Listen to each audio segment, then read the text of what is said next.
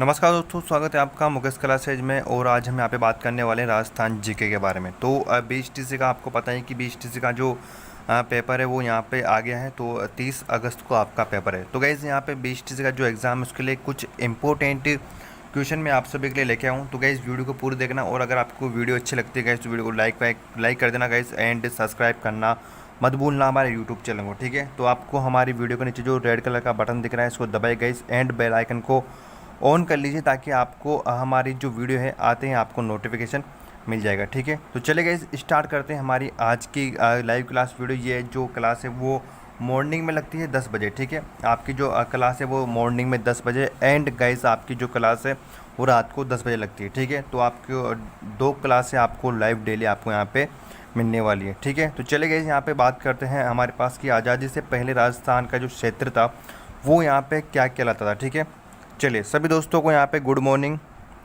निशा जी, अरुण, अजय, गौतम, रेणु, मनोज, परवीन, मित्तल, कुलदीप भाई, चलिए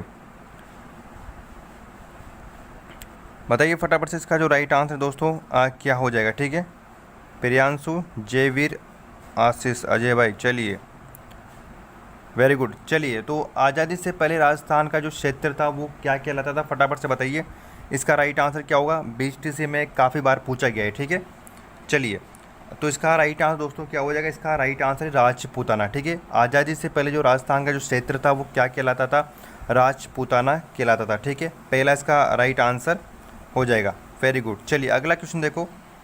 अगला क्वेश्चन आपके पास है कि राजस्थान के इतिहास के जो प्रेरणा है वो किसको कहा जाता है। ठीक है, चलिए इसका राइट आंसर क्या होगा, फटाफट से बताओ। राजस्थान के इतिहास के जो प्रेरणा है वो किसे कहा जाता है, चलिए बताइए फटाफट से इसका राइट आंसर क्या होगा।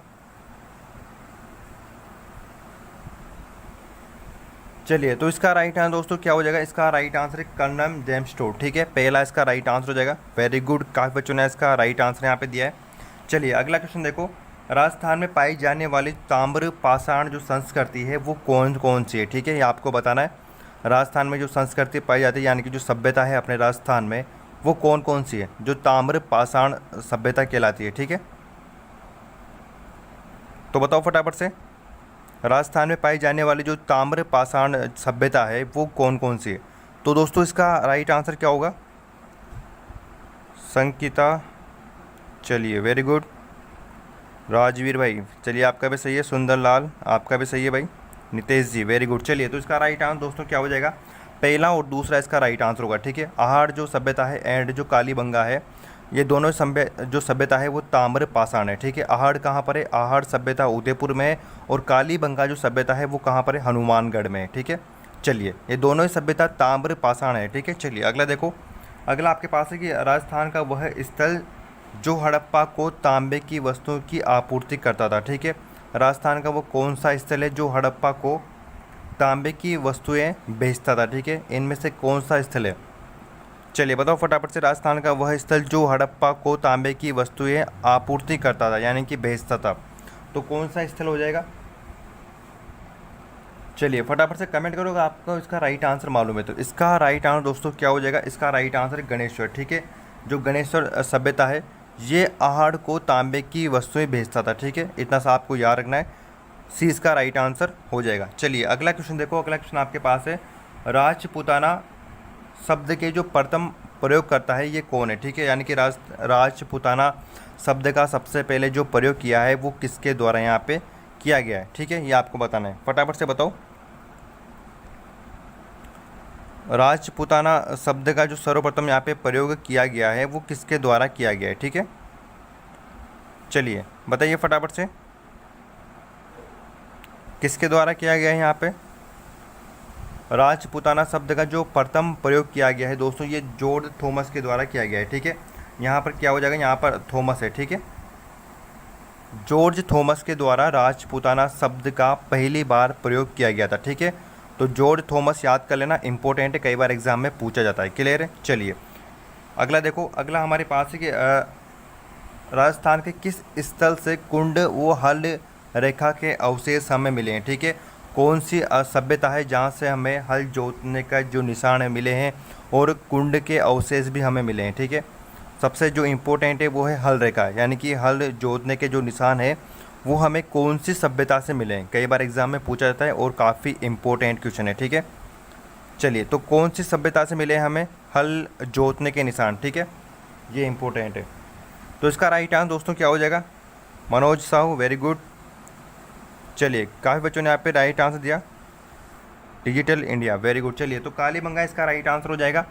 कालीबंगा से हमें हल जोतने के निशान यहाँ पे मिले हैं। कालीबंगा कहाँ पर है मैं आपको पहले बता चुका हूँ कि हनुमानगढ़ में कालीबंगा सभ्यता है, ठीक है, याद कर लेना, इंपॉर्टेंट है। चलिए, अगला यहाँ पे देखो, अगला आपके पास है राजस्थान से प्राप्त अशोक का जो भाबरू यानी कि विराट लघु शिलालेख संबोधित है, ठीक है, ये किससे संबंधित है? राजस्थान से एक शिलालेख यहाँ पे प्राप्त हुआ था, अशोक का शिलालेख था। अशोक का कौन सा शिलालेख है? भाबरू शिलालेख है, ठीक है, ये विराट लघु शिलालेख है। ये मतलब जो शिलालेख है इसमें हमें किसकी जानकारी यहाँ पे प्राप्त होती है, ठीक है, किसकी जानकारी हमें प्राप्त होती है? अशोक का जो शिलालेख, जो बेराट कहाँ पर है? बेराट जयपुर में, ठीक है।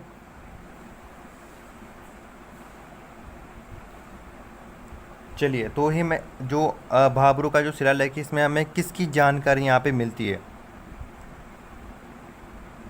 चलिए, तो इसका राइट आंसर दोस्तों क्या हो जाएगा? पुरोहित की जानकारी हमें मिलती है।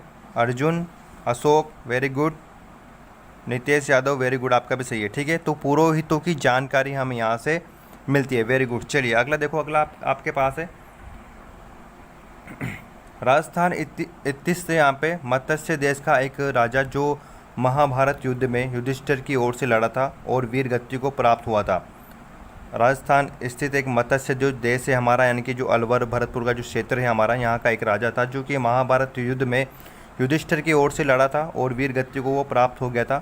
तो उसका नाम आपको बताना है, ठीक है। अगर आपने महाभारत देख रखी होगी तो आपको यहाँ पे पता होगा। फिलहाल मैं आपको बता देता हूँ कि उस राजा का नाम क्या था, ठीक है। तो उस राजा का नाम दोस्तों क्या था? विराट, ठीक है। विराट नगर या विराट जो है वो जयपुर के आसपास का क्षेत्र है, मत्स्य जो देश है, ठीक है। तो उस राजा का नाम क्या था? विराट था, ठीक है। 20 का राइट आंसर हो जाएगा। अगला यहाँ पे देखो, अगला आपके पास है राजस्थान के अधिकांश भाग पर गुप्त वंश का आधिपत्य स्थापित करने वाला जो गुप्त शासक था उसका नाम आपको बताना है, ठीक है। चलिए, तो राजस्थान के अधिकांश भाग पर जो गुप्त वंश का यहाँ पर अधिकार था और जो अधिकार यहाँ पर कर रखा था राजस्थान में, ठीक है। तो राजस्थान में किस शासक ने, यानी कि गुप्त वंश का कौन सा शासक था जिसने अधिकार कर रखा था? तो इसका राइट आंसर दोस्तों क्या हो जाएगा? चंद्रगुप्त द्वितीय इसका राइट आंसर हो जाएगा, ठीक है। वेरी गुड, काफ़ी बच्चों ने इसका राइट आंसर बताया। तो भाई चंद्रगुप्त द्वितीय ने राजस्थान के अधिकांश भाग पर यहाँ पर शासन कर रखा था, ठीक है। चलिए, अगला क्वेश्चन देखो, अगला क्वेश्चन आपके पास है राजस्थान का वह स्थल जो पशुपालन का प्राचीनतम साक्ष्य रहा है, ठीक है। तो किस सभ्यता से हमें पशुपालन के अवशेष मिलते हैं? तो कौन सी सभ्यता है ये आपको याद करना है, इंपॉर्टेंट है। सभ्यता अगर आप टॉपिक पढ़ रहे हो तो आपको याद होना चाहिए, ठीक है। सबसे पहले जो इम्पोर्टेंट बात है वो यह है कि आपको हर एक टॉपिक आराम से क्लियर करना है, हर एक टॉपिक को क्लियर करते चलो, ठीक है। तो राजस्थान का वह स्थल कौन सा है जहाँ पर हमें पशुपालन का प्राचीनतम शास्त्र यानी कि देखने को मिलता है, ठीक है।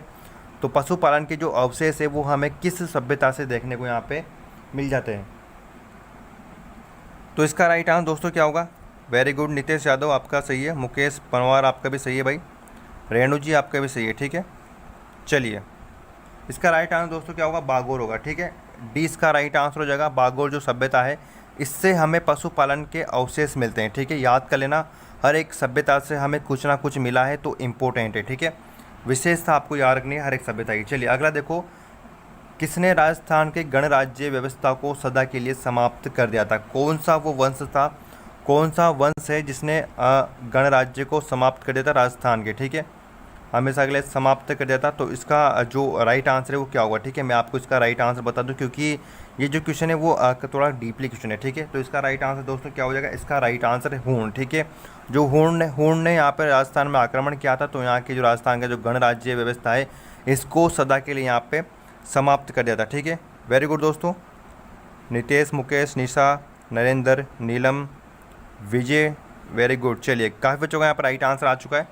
चलिए, अगला क्वेश्चन देखो, अगला क्वेश्चन आपके पास है कि महाजनपदों में से राजस्थान में स्थित महाजनपद थे, ठीक है। जो महाजनपद होते हैं दोस्तों अपने भारत में